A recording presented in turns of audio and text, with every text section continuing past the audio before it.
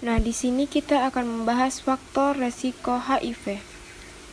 HIV adalah virus yang merusak sistem kekebalan tubuh dengan menginfeksi dan menghancurkan sel CD4. Semakin banyak sel CD4 yang dihancurkan, maka kekebalan tubuh akan semakin melemah sehingga akan rentan diserang berbagai penyakit. HIV yang tidak ditangani akan menimbulkan masalah baru, yaitu AIDS. Nah, infeksi HIV yang tidak segera ditangani akan berkembang menjadi kondisi yang serius yang tadi kita sebut dengan AIDS.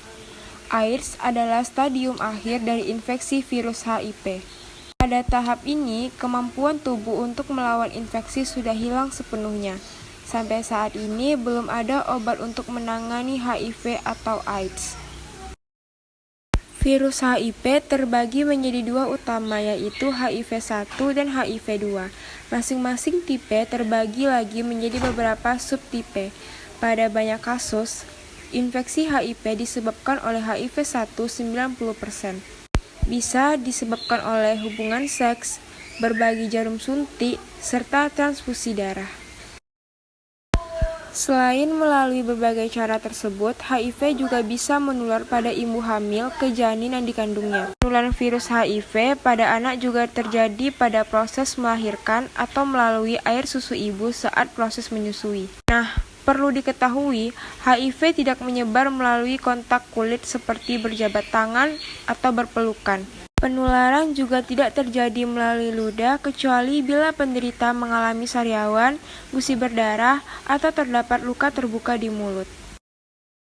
Selanjutnya kita akan membahas gejala HIV dan AIDS. Gejala HIV dibagi dalam beberapa tahap, yaitu gejala tahap infeksi akut bisa ringan hingga berat. Dapat berlangsung hingga beberapa minggu yang meliputi yang pertama, demam hingga menggigil. Yang kedua, muncul ruam di kulit. Yang ketiga, muntah. Yang keempat, nyeri pada sendi dan otot. Yang kelima, sakit kepala dan perut. Yang keenam, sakit tenggorokan dan sariawan. Dan yang terakhir, pembekakan kelenjar getah bening. Selanjutnya kita membahas diagnosis HIV dan AIDS. Untuk memastikan apakah pasien terinfeksi HIV, maka harus dilakukan tes HIV. Screening dilakukan dengan mengambil sampel darah atau urin pasien untuk diteliti di laboratorium. Jenis screening untuk mendeteksi HIV adalah tes antibodi dan tes antigen.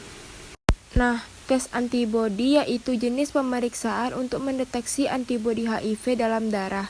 Antibodi HIV adalah protein yang diproduksi tubuh sebagai respons terhadap infeksi HIV. Sedangkan tes kombinasi antibodi atau antigen adalah tes yang dilakukan untuk mendeteksi antigen HIV yang dikenal dengan P24 dan antibodi HIV-1 atau HIV-2. Dengan mengidentifikasi antigen P24, maka keberadaan virus HIV dapat terdeteksi sejak dini sebelum antibodi HIV diproduksi dalam tubuh. Dan sampai saat ini, HIV belum ada pengobatan yang bisa menyembuhkannya. Maka dari itu, kita harus selalu menjaga kesehatan dimanapun kita berada. Nah, dengan cara 1. Hindari seks bebas. Seks bebas memang sangat dilarang, apalagi di usia remaja. Yang kedua, jangan gunakan jarum bergantian, apalagi jika seseorang itu terkena HIV. Dan yang ketiga, menggunakan pengaman jika berhubungan suami istri. Itulah yang harus kita hindari agar kita terhindar juga dari beberapa penyakit yang sangat berbahaya.